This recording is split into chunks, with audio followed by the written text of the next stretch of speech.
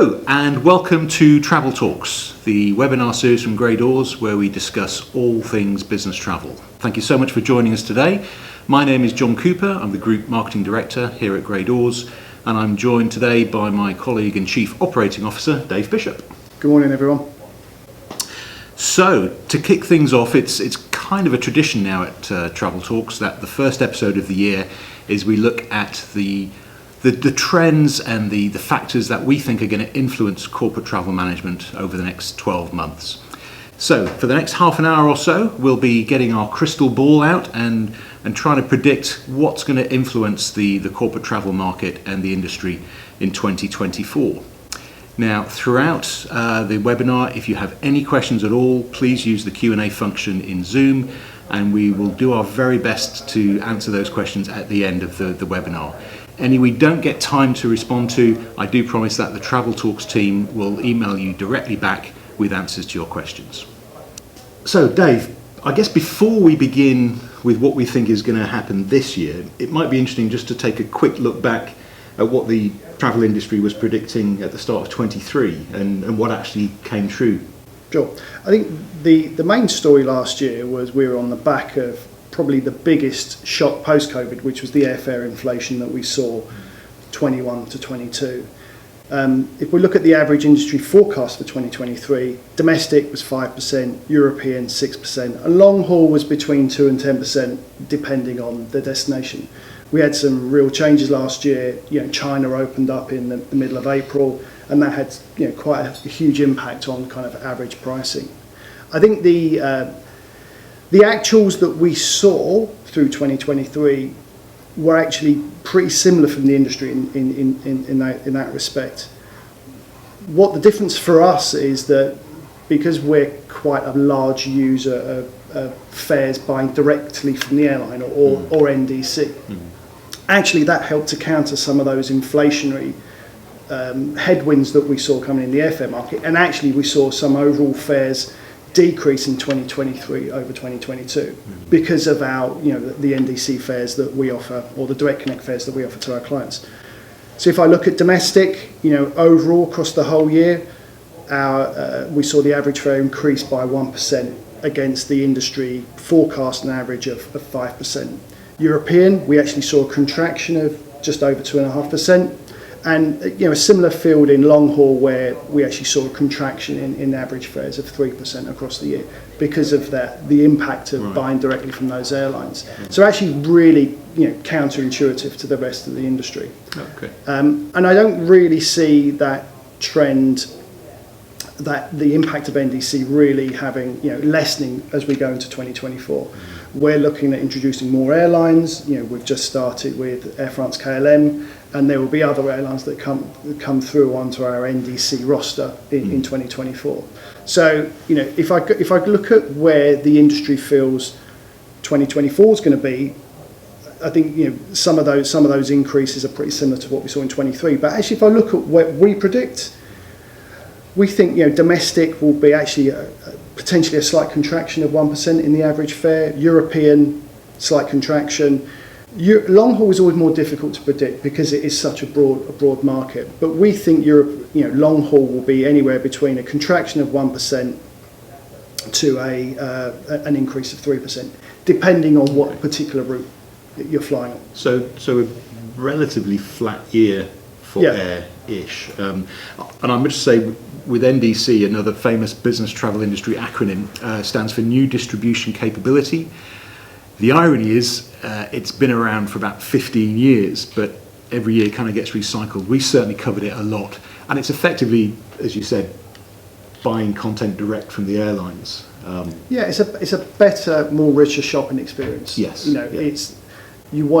The airlines want us to have a shopping experience equivalent to what you have on their own websites. Yeah. I think it has been around for a long time. Lufthansa first delivered it in 2015.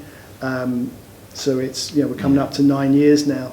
But if we look at it like the introduction of e-tickets took 13 years from the start to the finish. So we're about just over halfway through. Yeah. So still got a ways to go. But 2024 is the real year where it will gain a lot more momentum. We've had 5 years experience. We're the leading TMC for selling these NDC or these direct connect fares in the UK market. So we're well placed to take advantage of the benefits the airlines are offering to us to then pass on to our clients. Absolutely. And for more information, and basically we've created a definitive guide last year on everything you need to know about NDC. So do check out our website, gdg.travel. Use the search icon and just put NDC and it will throw up articles, newsletters, fact sheet downloads, everything you need to know about the format. But I guess we've really benefited as that early adopter.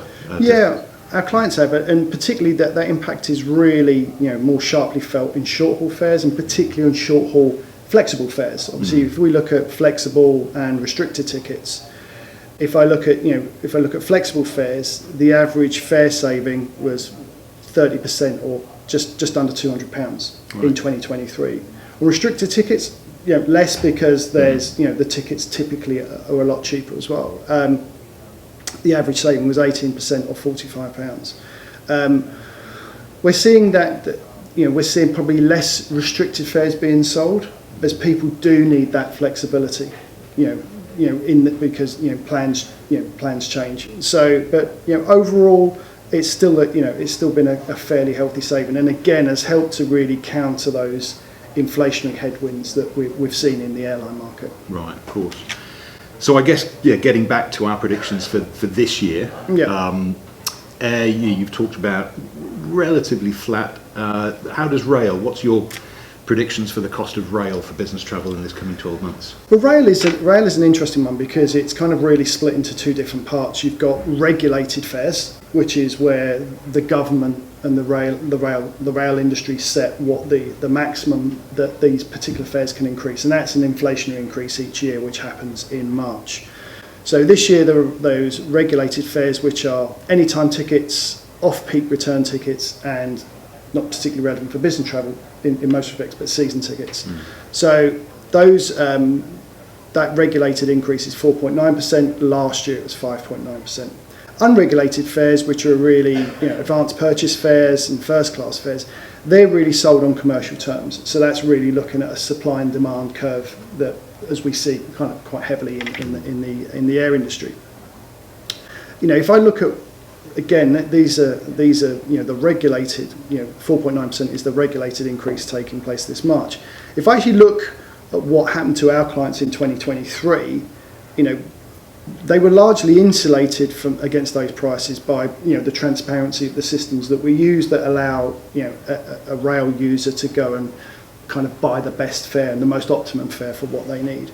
If I look at our rail business for 2023, our increase seen last year was just 1.5%, which is just over £1, right, against the 6% increase in regulated fares. So I guess looking at whether it's either regulated or unregulated fares, are there any tips or tactics that a travel manager or consultants use to get the best deals? I think just having transparency on all the fare types that are available. The systems that we use actually guide the user around what's the optimum fare for that on the day. Right. So it's a really, it helps them to, buy the right fare at the right price. Doesn't necessarily always mean the cheapest, but it just helps them to, not to buy anytime fares which are where we'll see just short of 5% increases this year. So I think that's a real kind of simple lesson. Buy from your TMC. And I think the other thing that we've seen, the consumer group, which has just done some great research, which has seen that same day rail tickets bought at a ticket office on average were 50% more expensive than with available. 50%? Yeah. Kind of the best available fares were either unavailable or hidden at the point of sale, either going to the ticket office or on the self-service machines. Yeah. So, simple lesson there. Buy in advance from your TMC. Okay, I can see we've had an early question on rail, and the question is quite simply, what about European rail? It's quite a tricky market, European rail. Are your predictions for 2024 similar to what's happening in the UK? Yeah, so I think the issue with rail has not been around transparency and available of pricing for all of the European rail arena. So there's been an EU ruling that will benefit third parties, that train operating companies or countries have to distribute their fares with, across all of Europe. So there's been a kind of quite a high level of protectionism, with some countries not really wanting their fares to be sold outside of their country, which doesn't actually help a traveller, because they want to sort their travel from kind of door to desk. So we've been working on with a European rail company. So currently through our systems, we have UK Rail, we have Amtrak in the States, we have France, Germany, Belgium, Netherlands, Luxembourg, and France. Yeah, I've mentioned France already. But because of this EU ruling and this harmonisation of rail, we're going to see kind of more rail companies being able to be booked. So in 2024, we're going to see Renfe in Spain coming later this year, and we're also going to see Trenitalia in Italy. Okay. So we'll be able to have a far more connected experience, and particularly with some of the pressures that certain governments are putting on their national internal flights to move away from flights to rail. And I guess just to round off that cost prediction, hotel, where do you see hotels prices going in 2024? So we just saw two distinctive periods last year, and it was a real period of COVID recovery from the hotels between January and April, where we saw quite a chunky inflation in the average daily rates. That was slightly tempered during the rest of the year. So May to December almost felt like business as usual. If we just kind of focus on three areas: London, outside London, and Europe. I'm not going to look at international because it's, again, quite a diverse market, and it depends where you're going. If we look at London, for example, between January and April, we saw a 23% increase in the average daily rate, but only 3.5% between May and December. So the average daily rate for London moved up to £179. Outside London, it moved up to 115. And Europe, again, we saw 17.5% increase between January and April, and 6% increase between May and December. So that took the average daily rate up to £181 for the year.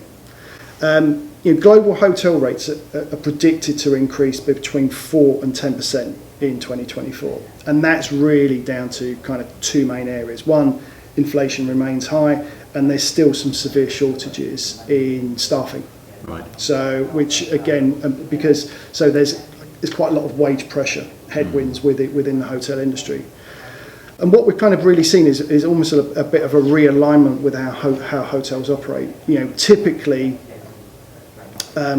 where there was hotels would really try and battle against low occupancy by offering lower rates, but actually, because of the costs of running their hotels, we're actually seeing hotels with low occupancy having quite high rates. So, which is almost like counterintuitive, because but they just see that I'd rather accept low occupancy but get a better return for those rooms that we're selling. So, and that's going to have a little bit of an impact throughout 2024. Right. It's interesting. I really wasn't thinking we'd be still talking about COVID and the effects in 24, but I guess, as you said, the labour or the staff shortages that hotels are suffering still a knock on. They've still got some way to catch up. Yeah, absolutely. And I think certainly if you look at the UK and the change in the labour market post Brexit, in the whole of the hospitality industry, that is being felt and will be felt for some time, unless there's legislation to allow more freedom of movement for hospitality workers, as we see something similar in the agricultural industry.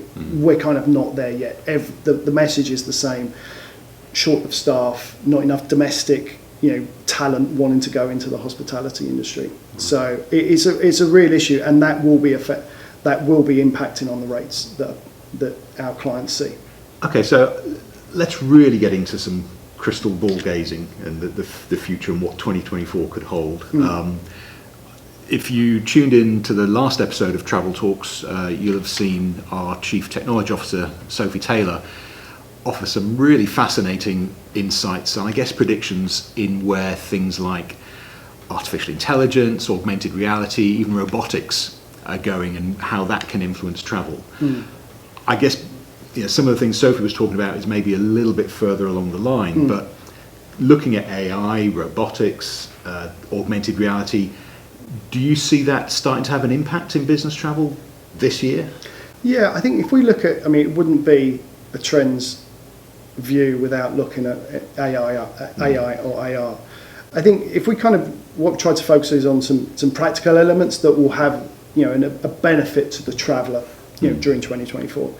I think the first thing is airlines. They're starting to use AI more for their route planning and rescheduling. So again, it's a super complex area, and it has been traditionally a relatively manual process.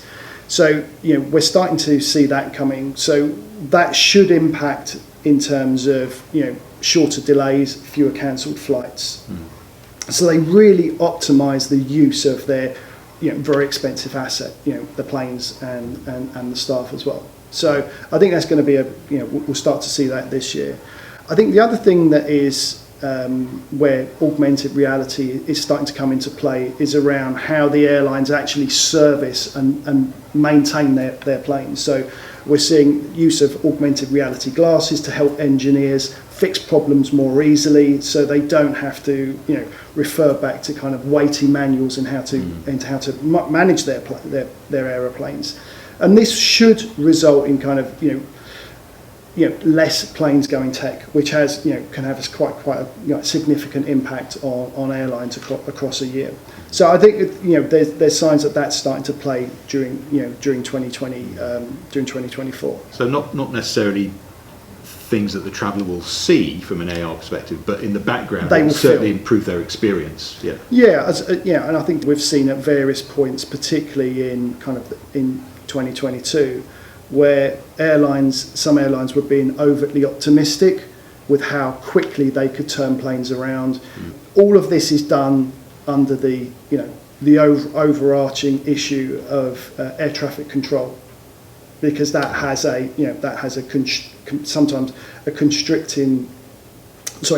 has a constriction on how many airplanes can fly over a particular route. But I think the airlines are looking at looking at that and offering flights that they know it's going to leave at X and arrive at Y. So there's more certainty around that schedule, more on-time performance. And I think this is certainly the way that the airlines are judging themselves is, in two key areas: their on-time performance and their customer satisfaction. And actually, those two are inextricably linked. So I think we're going to see that benefit in 2024. Okay, so AI very much in the background, but certainly improving the traveller experience. Do you predict, I guess, more visible uses of AI, either in the airport, before they get on the plane? Yeah, kind of AI, but I think it's more around, I think the airports themselves are looking at what are all the friction points on the traveller journey through an airport. And there's, typically there was check-in, security and boarding. They're the three pinch points. Check-in has largely been helped by self-check-in. You don't need to see an agent necessarily if you've got baggage, you can go to a self-service station. So the next line is security. So airports are looking at biometrics. So and Frankfurt Airport particularly has pioneered that in 2023. So they're really looking for a frictionless service where your face is your boarding pass effectively. Right. So you won't need to show a boarding pass, during the security experience potentially, or at the boarding experience. Your face does that for you. Yeah. So that's very much a much smoother process. The other thing we've seen is at Amsterdam, they're using AI-based screening to enhance the screening of carry-on bags. So in terms of getting all of your liquids, laptops, and we've seen this in various airports around the world, but particularly Amsterdam is a critical one because it has quite an issue at the moment in terms of security times getting through the airport both ways. So that should, that should deliver a far smoother security process going through the airports. Because again, I'm sure everybody's experienced those pinch points. You're trying to take your shoes off, your belt off, you've got to take the laptop out. So if AI can aid kind of a soft benefit, it just improves the experience of getting through the airport and getting on the flight. Yeah, it's kind of looking at it from, it's like an aggregation of marginal improvements. Everything that can shaving seconds off of a passenger journey. In aggregation, it means that should be far smoother for passengers as a whole. Right. And then the security staff are there to do their job for the people who might need additional screening. Yeah. But if you don't have to get your laptop out, your belt, your shoes, liquids, the whole, that should deliver a far smoother experience for you. Cool. And what about hotels? Where do you see AI or robotics really starting to implement the experience for travellers at the hotel? I think the last year we talked about self-check-in, using technology on your mobile phones to get your key, so you don't have to physically check in. So that's coming on at leaps and bounds, and we'll see more of that. That's fine, but my initial experience of that wasn't great in 2023 because I checked in, I got my key on my phone, went in, but the hotel still had a key slot for the electricity to work.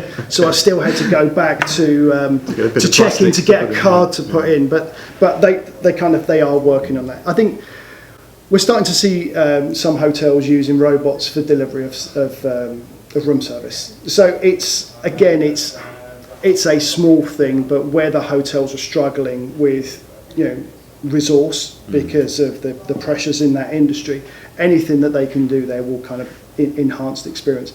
Still don't know how they knock on the door, how the robot knocks on the door. So I think we've got a little robot arm comes out. Yeah, I haven't seen that yet, but I think it's this aggregation of marginal improvements. So, but I think particularly the check-in experience. I think the airports and the hotels have hopefully learning a lot from the car hire industry, which has done a lot to smooth that process. Right. Now sometimes it's completely touchless and you can choose your own car. So you don't need to, that can take tens of minutes off of a check-in experience, for a car. So I think they're learning from that, and that will deliver ultimately a better experience for a traveller. Yeah, it'll be interesting to see how many more airports, how many more hotels are adopting that process over the next 12 months. Conscious of time, so we're going to keep on rattling through. The next topic I wanted to sort of pick your brains on was the geopolitical situation in 2024, because this is going to be a massive year for democracy, hopefully, throughout the world. Certainly at some point this year we're expecting a general election here in the UK. There's definitely an election in the US in November.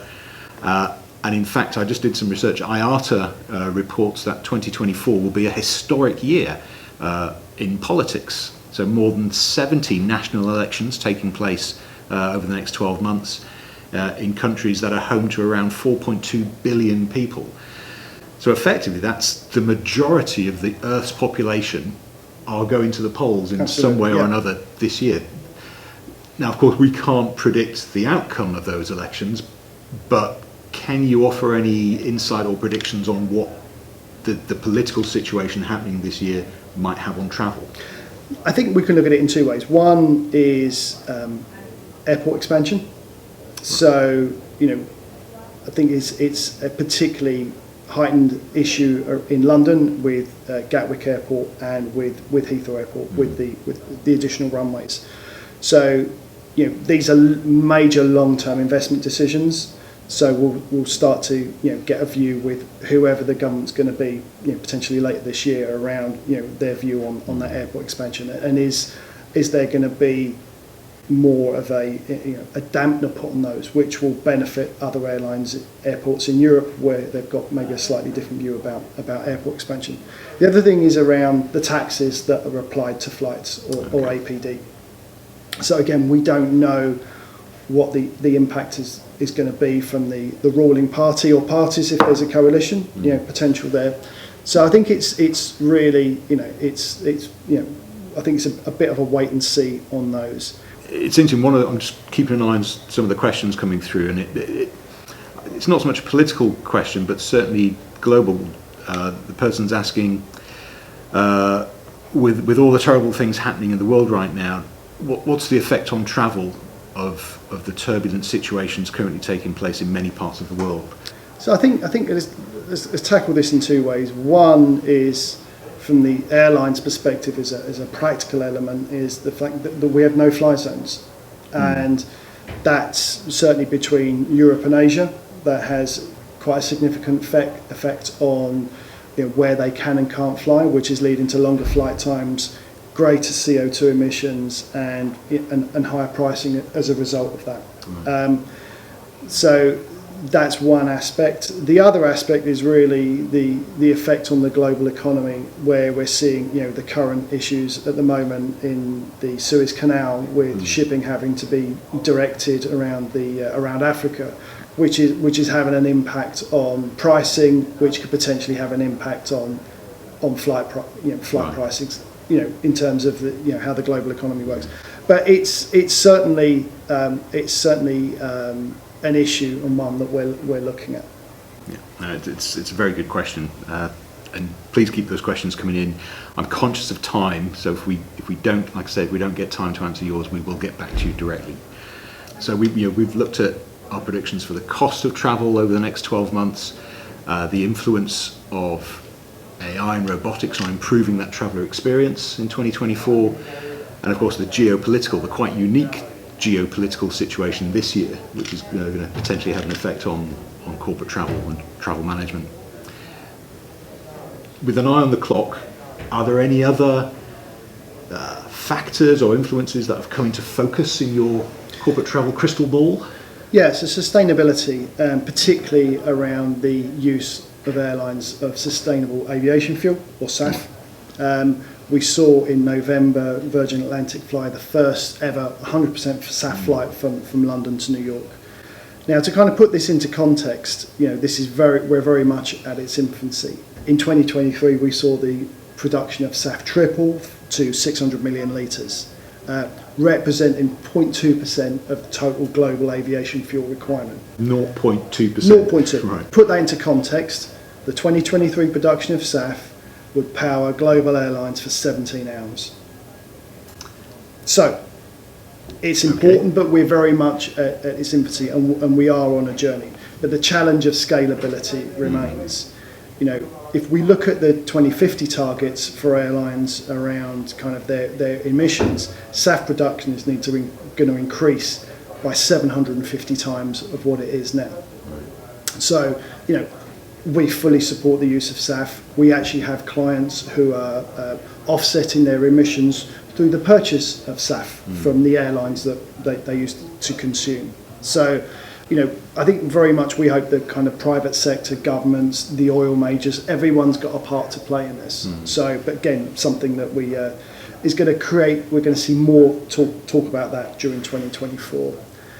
Just a couple of small things. One is we've just seen Heathrow Airport Terminal 5 increase minimum connection times at Terminal 5 from 60 to 75 minutes. So again, that's really take into account if you're changing airplane at Terminal 5, going from Newcastle to London and then across on a long haul flight, there's minimum connection times have increased. So that's just really cognizant of the fact that connecting through these airports sometimes can be kind of take a little bit longer. Okay, again, I'm keeping an eye on the time and an eye on the questions coming in, and one of them is about ETIAS, the European Travel Information and Authorization System. Now we actually ran a really interesting article on our blog last year about ETIAS and everything you need to know on it. So do check out the website gdg.travel/blog, or just use the search function for ETIAS and it'll tell you all you need to know. But I guess the key thing with ETIAS is it's been putting back. Is it actually going to happen in 2024? No, John, it's not. No. Oh, so okay. Right, no. You may need to update our article. So it's predicted to come in quarter one of 2025. Right. It has been long delayed. This applies to those countries to travel into Europe where you don't need a visa. So if you're a UK, a US, an Australian passport holder, so it replaces, it's an introduction of a new, effectively an entry permit and authorisation process. Yes. So it's going to cost €7. It's going to last for 3 years. So if you look at the US ESTA, it's kind of just north of $20 and it lasts for 2 years. So it's not going to be a blocker on travel, but it's just, it's a...